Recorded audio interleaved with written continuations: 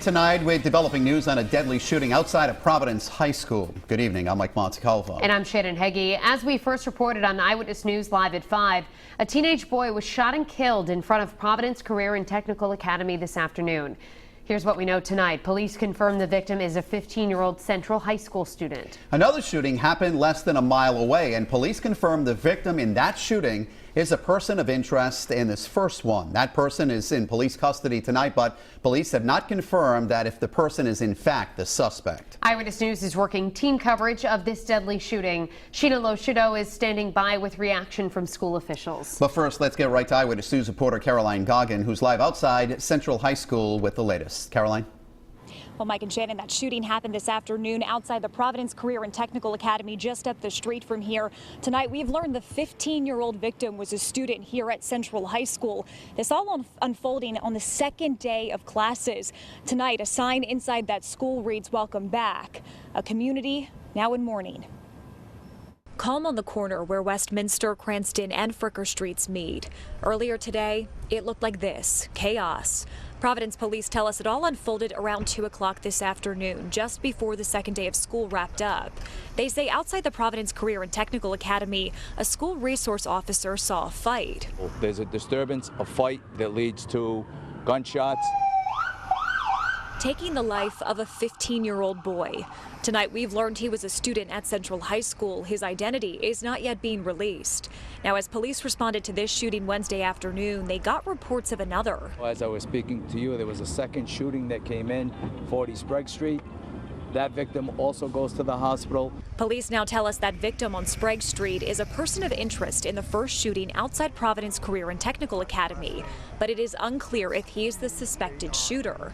Governor Gina Raimondo on scene outside the school Wednesday afternoon. And we're going to do more. We have to do more because every parent in Rhode Island today is going to give their kids a little bit tighter of a hug tonight. Also on scene Wednesday, Providence Mayor Jorge Elorza. He didn't speak there, and we were told he was unavailable for comment tonight, but he did send us a statement that reads in part, quote, "This type of violence will not be accepted in our city, and we will come together as a community to support the victim's family." And Providence Police Major David LePayton told me earlier this evening that police do believe the shooter was a high school student here in the capital city, but that he does not go to school at Classical High School, Central High, or PCTA. Of course, this is an active and ongoing investigation. We hope to learn more from police come tomorrow morning.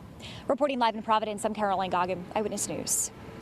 Thank you, Caroline. And our in-depth coverage continues now. Tonight, officials in Providence are reacting to this deadly shooting. The superintendent says this isn't a school safety issue, but more of a problem with street violence. Eyewitness News reporter Sheena Loshido joins us now live in Providence with more. Sheena? Mike, Shannon, I spoke with Providence's superintendent earlier tonight. He tells me, of course, safety is a priority for everybody in the district. I reached out to a local nonprofit who says tragedies and violence like this can be preventable. There really are no words for it. How do you move forward after a 15-year-old is gunned down outside of a school? It's heartbreaking. I think it's senseless. There were a lot of kids around when this happened today. Now, with one less student walking in the hallways, a friend gone, a life cut short, Providence's superintendent says this unexpected tragedy is not a reflection of the school.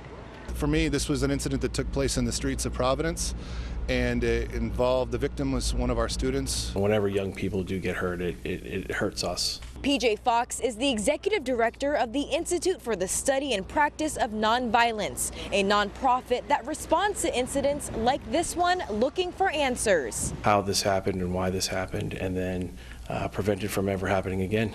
Hoping this heartbreaking tragedy is the last, he says talking about conflict resolution is a big key in preventing violence, and it can be taught at a young age. This was just a really sad situation today that I do believe could have been resolved in a different way. This was not something where we had a safety issue inside of a school that we're aware of, and if the police uncover that, then we'll take all appropriate measures.